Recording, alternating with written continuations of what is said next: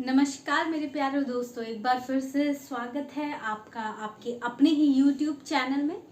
सबसे पहले आप लोगों का बहुत बहुत धन्यवाद जो आप लोग मेरे चैनल को इतना प्यार दे रहे हैं।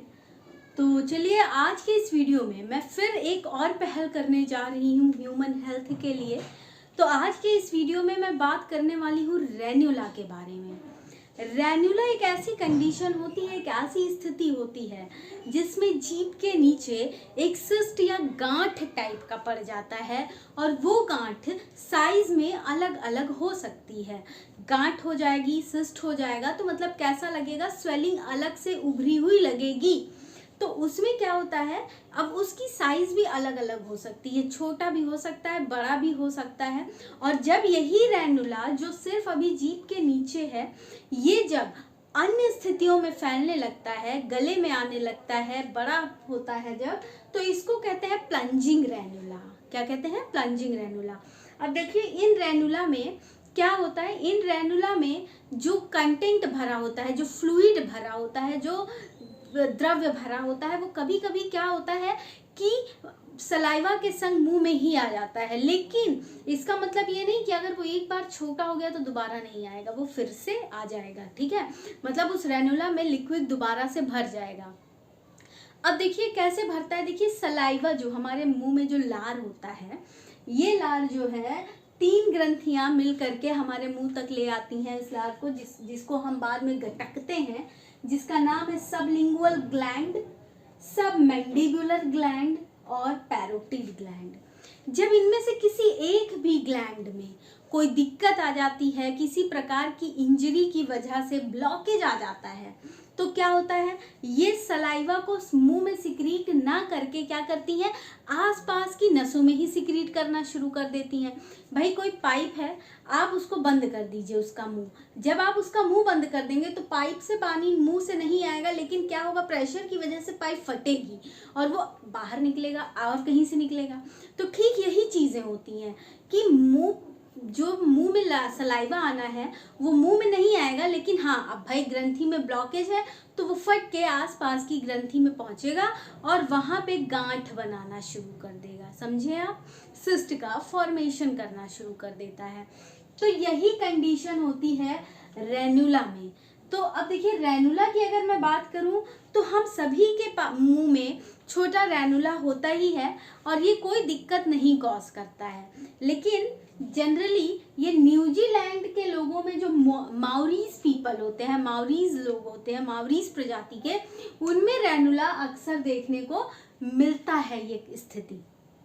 अब देखिए मैं आपको बताती हूँ कि ये जो है अक्सर 20 वर्ष से 30 वर्ष की आयु में लोगों को ये स्थिति हो जाती है। देखिए आगे बताने से पहले मैं आपको बताती हूँ कि मैं आज की इस वीडियो में आपको सिर्फ एलोपैथिक ट्रीटमेंट के बारे में नहीं बताऊंगी, बल्कि होम्योपैथिक को भी लेके बताऊंगी, क्योंकि लोगों का भरोसा बढ़ रहा है, लोगों को चीज़ें। तो ये एक वीडियो ऐसा होगा जहां आपको सारा कुछ इसी वीडियो में होम्योपैथिक से लेके एलोपैथिक ट्रीटमेंट तक के बारे में मैं बता दूंगी। फिर आप प्रोज एंड कॉन्स अपने से एनालाइज कीजिएगा, लेकिन सेल्फ मेडिकेशन बिल्कुल मत कीजिए। हर बार डॉक्टर के पास जाना है, वीडियो आपकी जानकारी के लिए है। तो अब देखिए ये मैंने आपको बताया रेन्युला क्या होता है।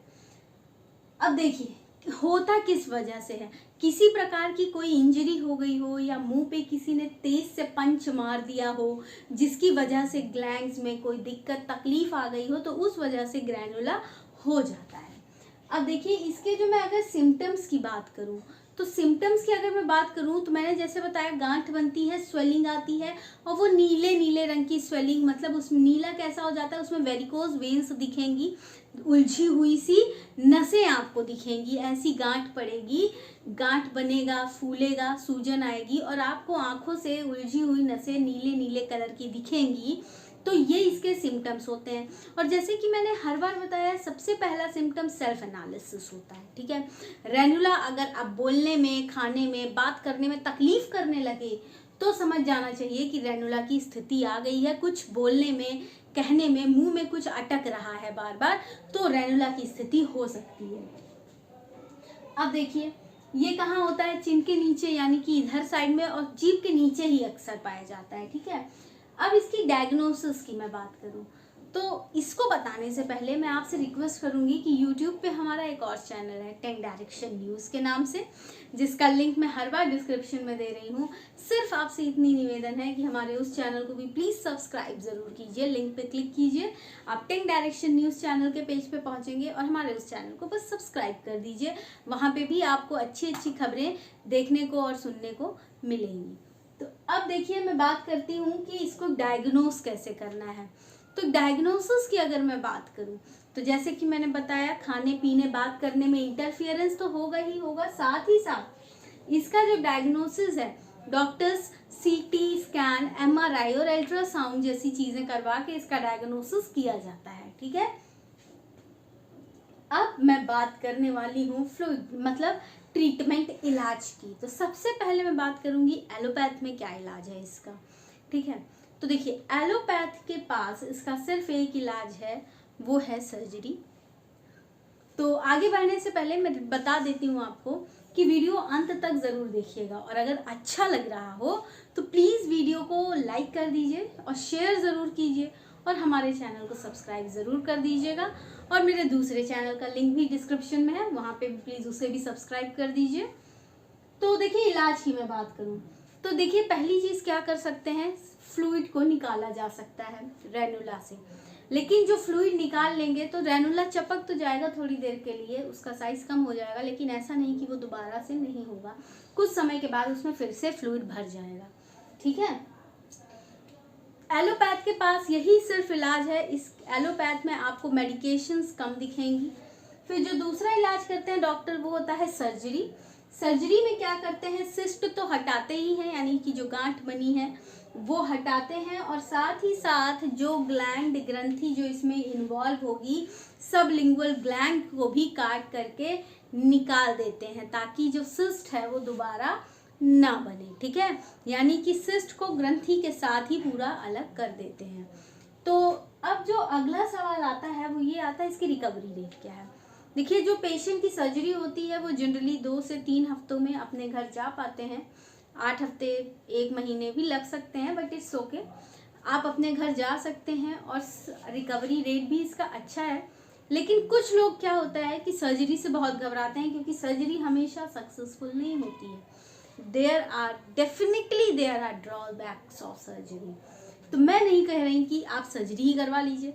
अब आपके पास अल्टरनेटिव सिस्टम्स ऑफ मेडिसिन भी अवेलेबल हैं, जो कि आज वर्ल्ड वाइड फेमस हैं, दुनिया ट्रस्ट कर रही है अल्टरनेटिव सिस्टम्स ऑफ मेडिसिन पे। तो अब जो मैं बताने वाली हूँ वो आपको अल्टरनेटिव सिस्टम ऑफ मेडिसिन, यानी कि होम्योपैथिक के पास क्या इलाज है। वस्तुतः लोगों को होम्योपैथिक पे बहुत भरोसा हो गया है। देखिए, होम्योपैथी का फायदा है, फायदा नहीं करेगी तो नुकसान भी आपको नहीं करेगी, लेकिन फायदा करेगी, लंबे समय के बाद करेगी, और जब भी करेगी तो जड़ से चीजें खत्म हो जाती हैं। तो इसके ये ऐसा लोगों का विश्वास होता है, लेकिन मेरा कहना है कि कभी भी आप सेल्फ मेडिकेशन ना करें, डॉक्टर के पास जरूर जाइए। बिना गए, चाहे आप एलोपैथ जाइए चाहे होम्योपैथ जाइए, बिना गए कोई भी डिसीजन मत लीजिएगा। ठीक है, तो होम्योपैथ में मैं चलती हूँ। चलिए, तो ठीक है, जैसे कि मैंने बताया कि रेनुला है, अगर वो नीले रंग का हो गया, उसमें वेरिकोज वेन्स आपको उलझी उलझी सी दिख रही हैं, गांठें दिख रही हैं, तो उस कंडीशन में डॉक्टर थ्यूजा नाम की एक दवा होती है, डॉक्टर्स वो प्रिस्क्राइब करते हैं 2 से 3 बूंद के लिए, तो ये देते हैं। फिर रेनुला में अगर मुंह से दुर्गंध आ रही हो, और रेनुला भी है, मुंह से दुर्गंध भी आ रही है और रेनुला भी है, तो उस कंडीशन में एम्ब्राग्राइसिया नाम की मेडिसिन डॉक्टर लिखते हैं, एम्ब्राग्राइसिया नाम की। ठीक है, फिर अब रेनुला एक बार सही हुआ फिर आ गया, एक बार सही हुआ फिर आ गया, रीअकरेंस है, तो रीअकरेंस के या तो चांसेस भी बहुत ज्यादा है, तो उस कंडीशन में डॉक्टर हाइड्रोफोबिनम नाम की एक दवा होती है, हाइड्रोफोबिनम नाम की मेडिसिन होती है होम्योपैथ में, उसको प्रिस्क्राइब करते हैं। फिर देखिए, अगर रेनुला हार्ड भी है, मतलब कठोर भी है और बड़ा भी है, ठीक है, कठोर भी है और बड़ा भी है, तो उस केस में मर्कसॉल दवा होम्योपैथ की वो बहुत ज़्यादा इफेक्टिव मानी जाती है, ये सारी जानकारी मैं आपको लिटरेचर के आधार पे दे रही हूँ, ठीक है। तो देखिए मर्क सॉल जो है, ऐसा कहते हैं कि मर्क, लिटरेचर में ये भी है कि मर्क सॉल ज़्यादा इफेक्टिव तब होती है जब उसको थ्यूजा ऑक्सीडेंटालिस के संग मिला दिया जाता है, ठीक है। तो यानी कि merc sol is more effective in combination with thuja ऑक्सीडेंटालिस।